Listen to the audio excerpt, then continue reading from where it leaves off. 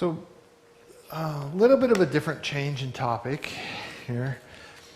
One of the things about Seon Master Daehaeng is that she deeply saw the potential inherent in every single person. People had this potential, but they didn't believe in it. They didn't know it for themselves.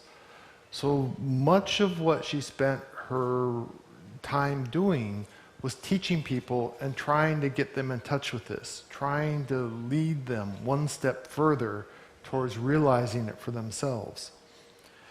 And one of the more, so one of the more unique teachings, one of the more unique aspects of her teachings was that she used what we call Dharma Songs to connect with and teach people. Right now, there are over 60 of these songs that she wrote, and they teach the skills and the attitudes that foster spiritual growth. Now, we'll talk about them later. The music was composed by other people, and I have no musical education, so I won't talk about that. But I will show an example of one of the Dharma songs in just a bit. Now, in general, though, these songs focus inwardly, and they have a very strong undercurrent of non-duality, of our connection with everyone else and our inherent potential. And as a teaching method, these are perhaps ideally suited to Korea, because if you look around, the words noraebang mean like karaoke bar, and you'll see it everywhere. And if you give an American or a German a microphone and say sing, they kind of go like this. Koreans step forward. And so there's a different attitude towards song and singing, and so these might be well suited. Okay. Let's see. Oops, back.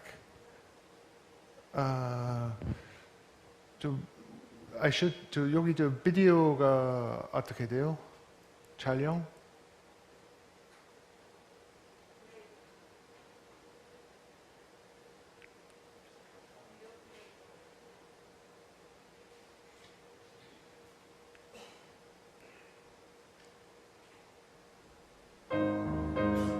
Okay.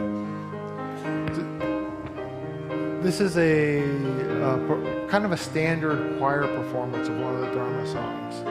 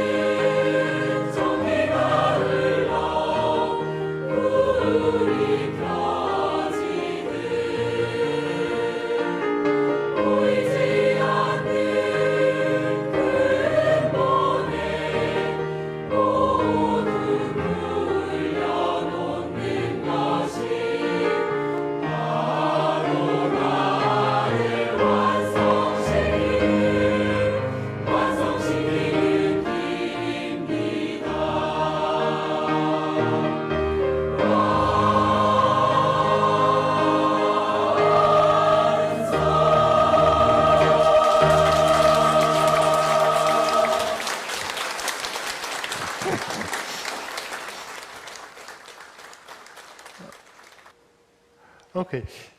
This is a very typical example, and sometimes they're much bigger scale as well. But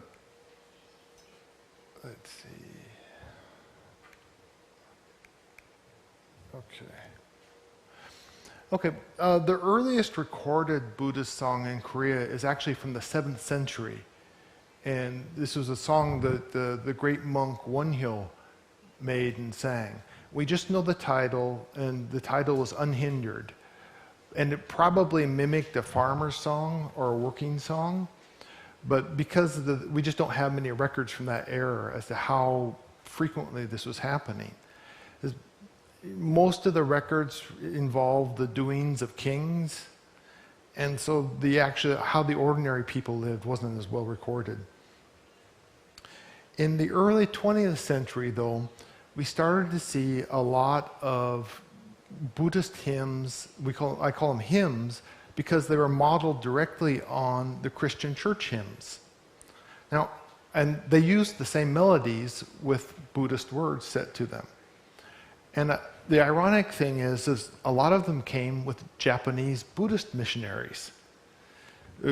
Buddhism was proscribed by the Chosun dynasty, and so the Japanese missionaries came to Korea to help spread Buddhism, and they brought this idea with them.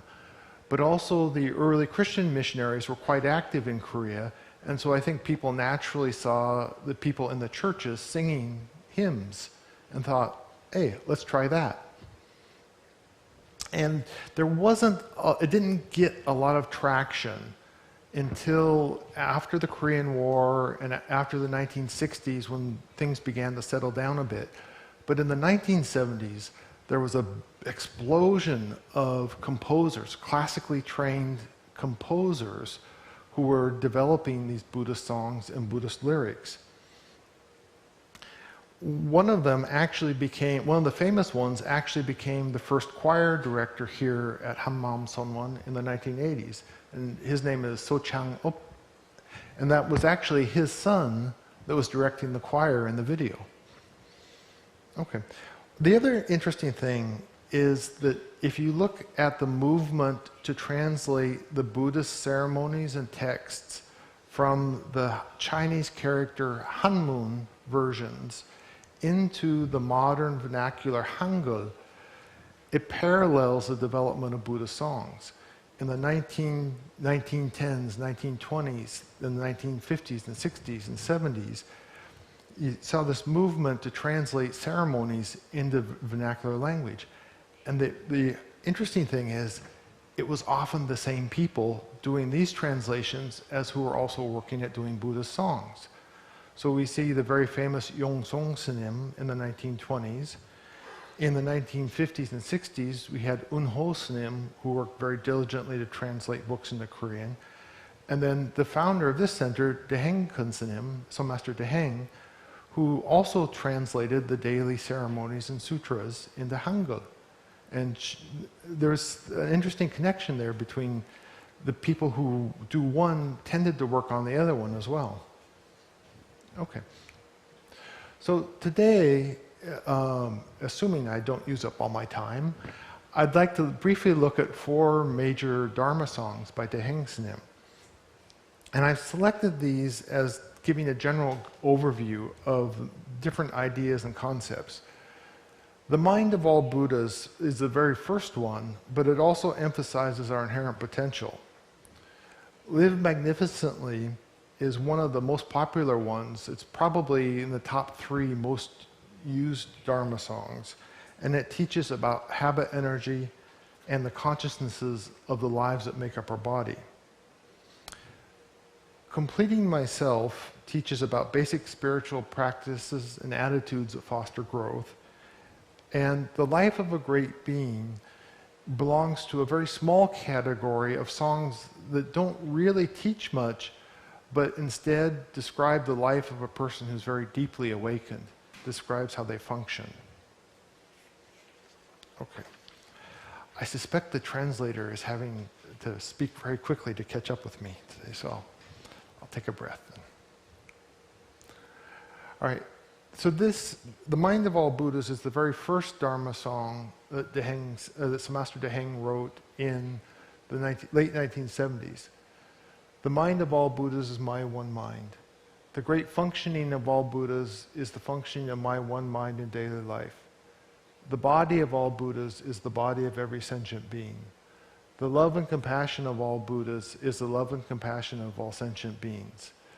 Doing good or doing bad all depend upon how I use my mind.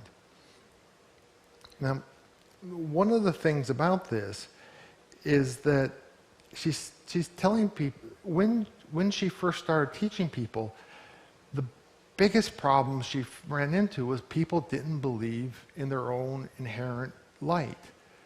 You call it Buddha nature or God or inherent divinity.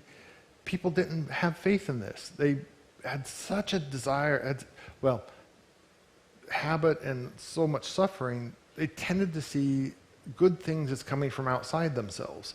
They didn't have a connection with this. So this very first song just hits this connection, just emphasizes this connection. Through this one mind, through this foundation, you are connected to all Buddhas. You're connected to all their ability. You're connected to all their functioning. That's what you're tied into, and just really trying to get this point across to people. And it's a song, so you have to memorize it. And you sing it over and over and over and let it sink in to really get a grip on people's consciousness.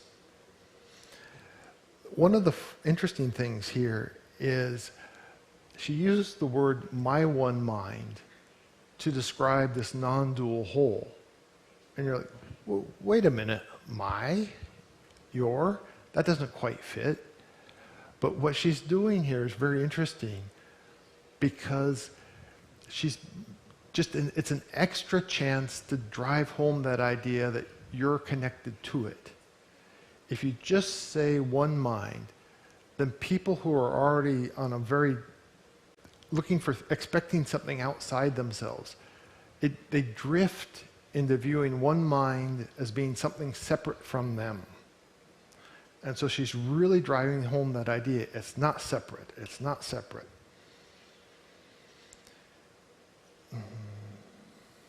Okay. And she said one of the lessons from this song is that shape is my shape. That mind is my mind. That life is my life. Because everything is not two. And she told people, think about this point. Reflect on that. See where you can apply that to your life. And then the last part, doing good or doing bad, all depend upon how I use my one mind, right? We have this connection. We have this, if you will, direct line to all the energy of the universe, but we have to use it. We have to make an effort to actually try to use it. If I don't try to use it, even though it's there, it's no good to me. And okay.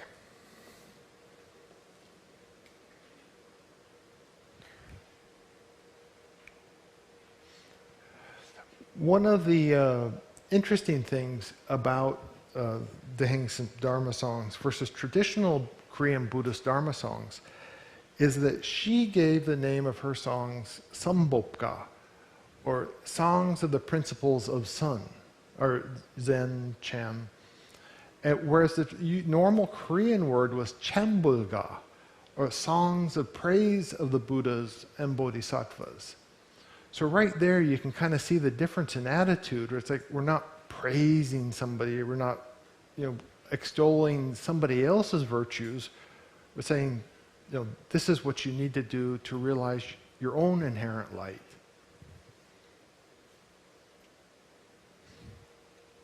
Okay.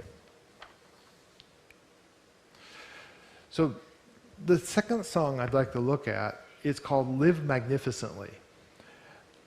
And so consciousnesses have gathered together through karmic links and formed a body. Billions of lives make up this body. With every instant, they arise and disappear and arise again. Functioning according to their level, all kinds of suffering follows along. Take the suffering and hardships of the rise and gather them together within your one mind. Do this. Then the lives within your body will be transformed into bodhisattvas. Then the lives within your body will all be saved. Our one mind and all Buddhas exist together, working together as one. All minds are my mind. All bodies are my body. Not a thing is separate from me. Truly realize this for yourself and bring forth this one mind. Raise high this unseen five-colored pillar and go forward entrusting everything to it.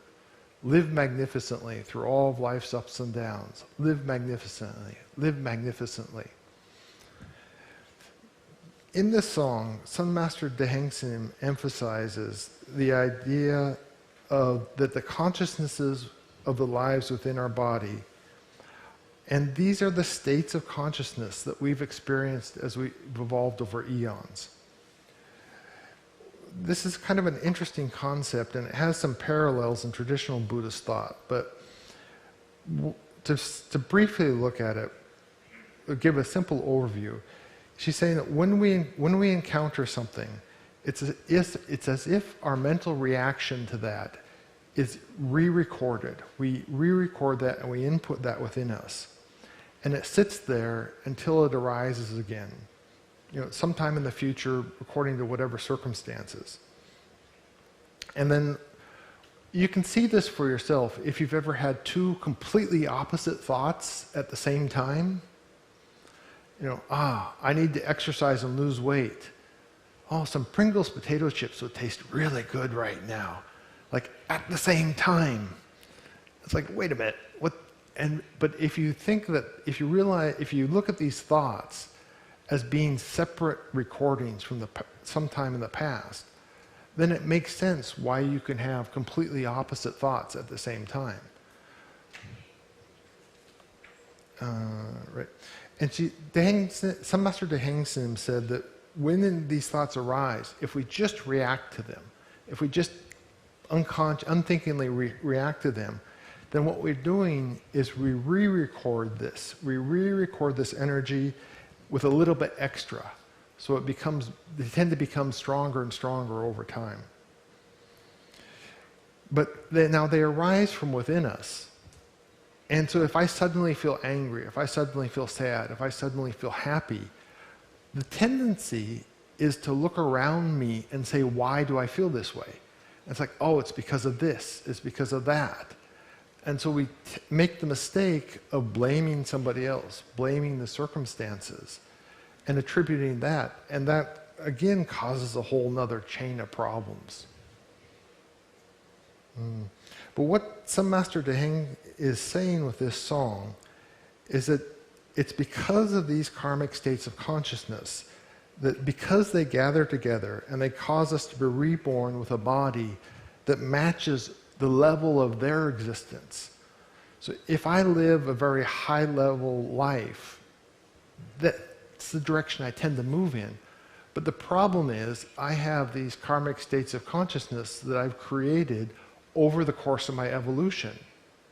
So by definition, they're at a lower level of past state of evolution than where I am now.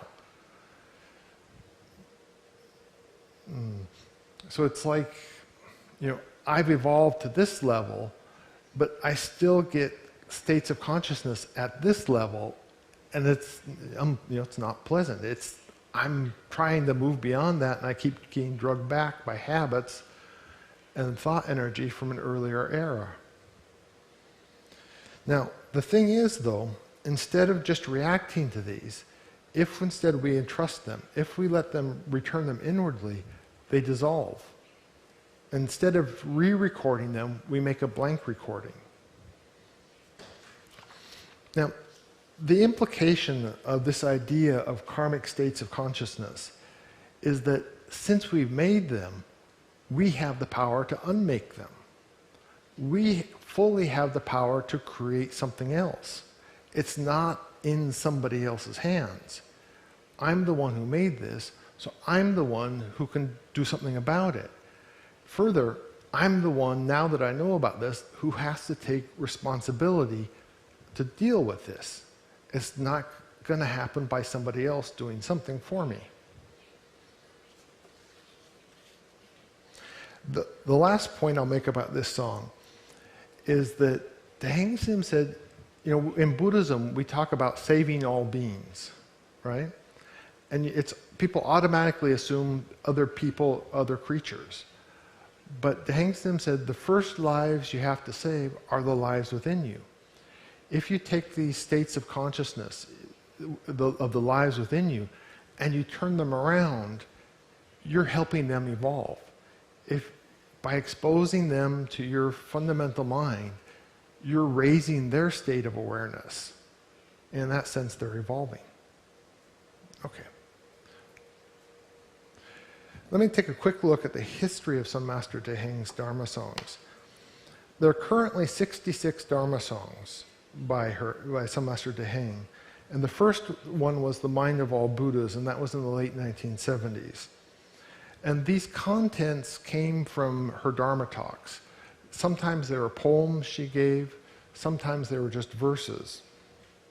But then at some point in the early 1980s, she gave a notebook of these to one of the composers she knew, and she said, hey, take a look at this and see if you can make some songs from these.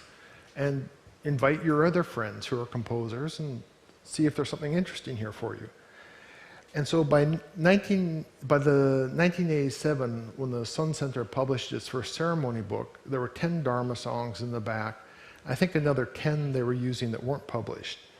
And by 2010, there were 52 Dharma songs. And the latest collection of Dharma songs gathered everything that was together, and there's 66 in this version.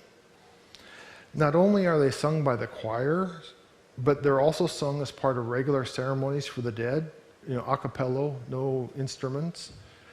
They're sung at candlelight ceremonies, they're sung at lantern lighting ceremonies, and they're sung at any sort of formal gathering of the synims or lay people.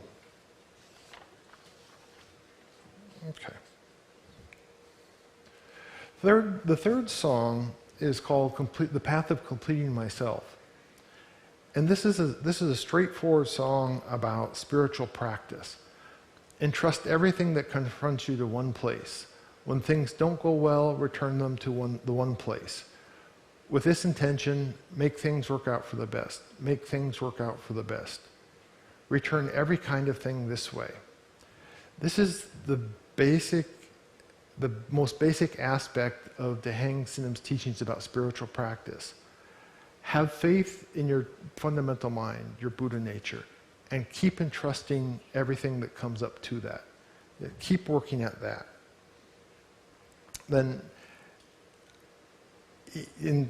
even when something arises again and again from inside or confronts you continuously from outside, all of this is your true self, your foundation, testing you, checking you, seeing how you handle things.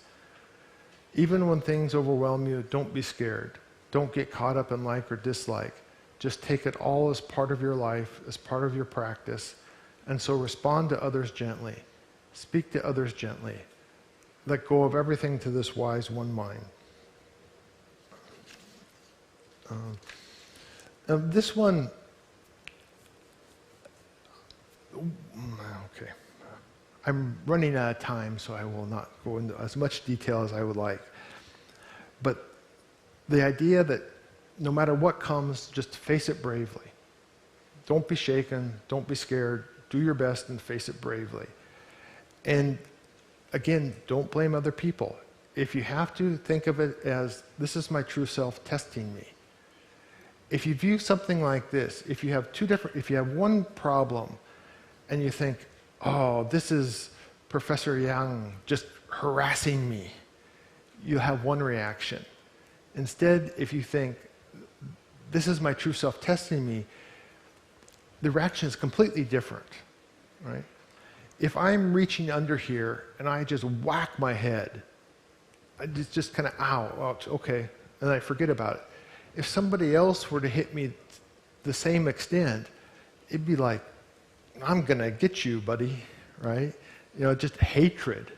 This guy hurt me, and it's the same pain. But how I view that, how I interpret that, is causes a completely different reaction within me. And this song is also a very hopeful song because it says, if you keep practicing, if you keep working at this, then the light will come on. You'll make that connection. Okay. The life of a great being. This is a fun song. This mountain, that mountain, great mountain, green mountain, stepping down into the world, reaching up and grabbing the heaven and earth, making them my hat, hanging the moon and the sun from my staff, taking a drink of clear water, this life of one who is truly awakened. What more could you want? This mountain, that mountain, great mountain, green mountain, grabbing all the loose strands together, forming them into a top knot, using my staff as a hairpin to hold them all steady. What more could anyone want than this life of a free person? Looking up at the sky as I strike the earth with my staff, a pillar of energy rises up and penetrates the heaven. And the heavens begin to rotate around this pillar. Pierced and connected by this lion's pillar of fire is every being in the universe.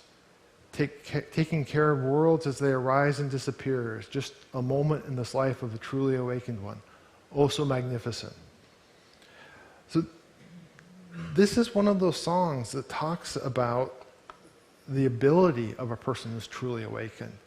You know, gather up all the loose strands into a top knot and, you know, stick a stick through it and hold it all together. What are loose strands? Are just everything in the world. You know, being able to take care of it, being able to improve it. You can't fix everything necessarily, but you can sure move things in a more positive direction. And this ties into one of the big themes of Seon Master Daehaeng's teachings, and that's the idea of knowing versus doing. Because normally when we talk about awakening or we talk about enlightenment, it's, you know, enlightenment is, now I understand, right? But she said that's just the starting point of true spiritual practice. Now you have to be able to connect with this energy and actually apply it into the world. You have to make use of it. Just sitting around and knowing why something is happening is actually fairly unsatisfactory. You become like the mythological figure Cassandra, where you know all the problems that are going to happen, but nobody listens to you. You can't change it. So instead, she's talking about you have to keep practicing, and then you get to the point where you can apply this.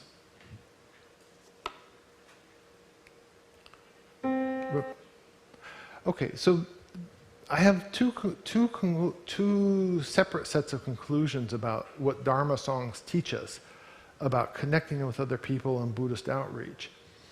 And the first is, it's important to adapt. You know, the people making Dharma songs were, you know, basically these are the pop songs of their day when they first came out. And, you know, Buddhists, as monks and nuns, tend to be a little conservative. It's like, oh, we haven't done it that way. But, you know, Seon Master Daehaeng was very daring and just said, hey, people like this. Let's try this. Let's try that. See what works. See what connects with people. Right. And the other thing is people need to be able to participate. Whatever you're doing, if people can't participate, then it's not that interesting. And tying into that is that the language needs to be familiar.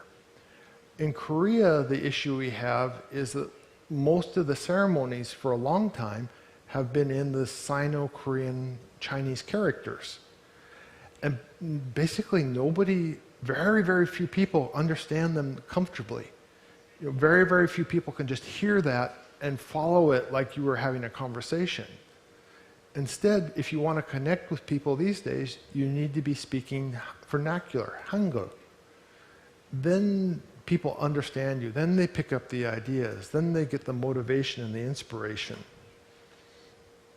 And the last one is the activity needs to be fun. You know, I've met so many people who want to learn English, and they try to read the English translations of the Indian philosopher Nagarjuna. It's like, oh, don't do that. Find a car magazine or something that you like and read that.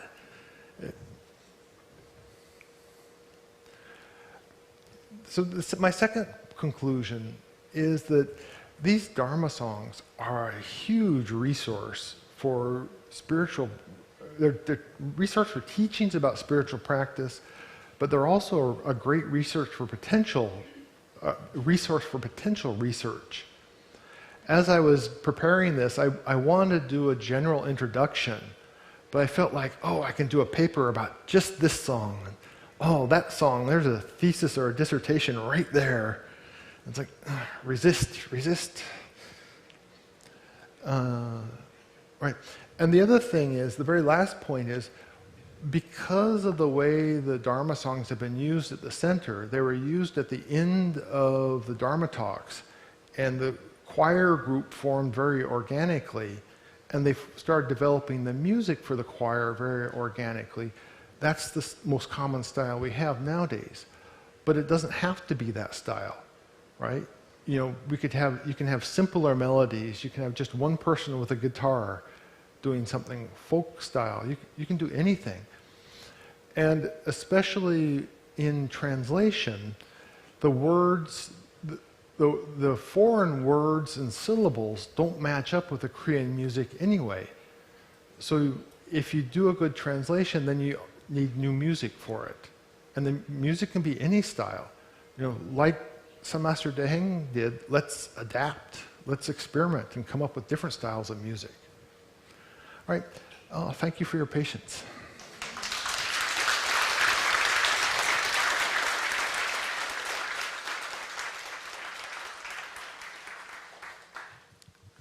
예, 청고스님께서 그 선법가의 역사, 그다음에 Thank you, Venerable Chong, for your discourse on Buddhist Dharma songs. 향후에 수행과 포교의 방편으로서뿐만 아니라 And we have learned that the Dharma songs will serve as a representation of Seon Master Daehaeng's great teachings. 그래서 질문 한 개 정도는 가능할 것 같습니다. 혹시 플로어에서 질문 있으시면 부탁드리겠습니다. Reverend Chong will take one or two questions. 마이크 좀 부탁드리겠습니다. 청고 스님, 네. 오늘 너무 감사합니다. 저기 아까 그 머리를 다쳤을 때 내가 다치면 그냥 고통만 있지 다른 건 없잖아요. 근데 상대가 만약에 When you hit your head, you have your pain and your grudge. 그러니까 So 이 선법가를 부르게 되면 when you sing this Dharma song, you can see other people as one. So you think that the grudge will melt down. 문제만 있으면 종교인들이 뭐 해결해야 된다 이런 식으로 말씀하신 분들도 계신데 이거는 종교가 문제가 아니고 I don't think this is a religious issue. I mean, when we are able to see things as one, I think our grudge will melt down. So the evil will melt down. So I think the world will be peaceful. So I think singing Dharma song can help us to be better. So can you speak about that? I'm not sure I really understand the question. 제가 좀 미안하면 좀 확실히 좀 제가 뭐 해야 할 수 있는지 모르겠어요. I don't know how should I answer. I don't really understand the question. Translated, but I think it was this about how do the Dharma songs. If I was going to say the Dharma songs help letting go of negative states of mind, just because they show you the way things really are, right? These other people are connected to me. These things that I'm experiencing are the results of the things of the states of energy, the states of mind I've created in the past. And it's a little bit of a bitter medicine in the way that I don't want to necessarily think that the things that are happening to me are because of what I've contributed to in the past. But at the same time, if I acknowledge that I had a role in this, then it also gives me the power to have a role to change it. I'm not sure our questions and answers are quite matching up, but 미안해요. 저 다음 질문 혹시 있어요? 아니요, 됐습니다. 다음에 그거는 스님하고 다음에 다시 하죠. 뒤에. 뒤에 또 질문하실 분이 계신가요?